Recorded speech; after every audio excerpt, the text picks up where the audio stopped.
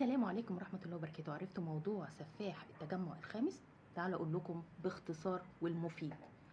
الباشا اسمه كريم، مواليد اسكندرية 1978. كان بره خارج مصر يعني، وكان متجوز من 4 سنين وطلق من 1.5 سنة ورجع مصر. الباشا خريج الجامعة الأمريكية ومعاه الجنسية المصرية والجنسية الأمريكية. الباشا جه وخد شقة في التجمع الخامس في كومباوند مشهور معروف يعني، تمام، وعربية ولبس وحاجة كده. المهم الباشا كان بينزل المناطق اللي بيكون فيها الساقطات، تفهمين يعني ايه برضه ساقطات، تمام، وكان بياخد البنات من هناك، وكان بياخدهم الشقة في التجمع الخامس طبعا، وبيقعد يعذبهم وبيقلع لهم ضوافرهم ويحلق لهم شعرهم ويقعدوا يضربهم بالكرابيج بهدله، مش يستحقوا، ما علينا من القصص دي. وفي الاخر يفضل يعمل كده لغايه ما يموتوا، ياخد الجثه البنت ويروح رميها. لقوا 3 لغايه دلوقتي، واحده من ابو النمرس الجيزه، و2 من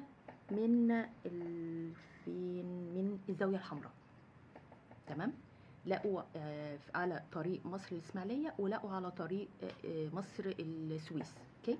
والباشا برضو كان عامل عزل الأصوات في الشقة، بحيث الجيران ما يعرفوش هو بيعمل ومهما الواحدة صرخت من التعذيب اللي هو كان بيعمله لها محدش يحس بيها، تمام.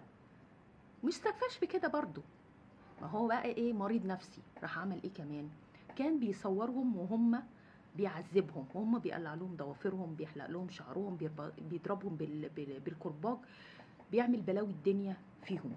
مش هقول بقى ان هم يستحقوا ده، خلاص توفوا، بس اسمهم برضو ست، واسمها جريمة. هم اكتشفوا دول لغاية دلوقتي، اتقبض عليه، لسه مقبوض عليه امبارح، ما كملش 24 ساعة، وكشفوا حقيقته.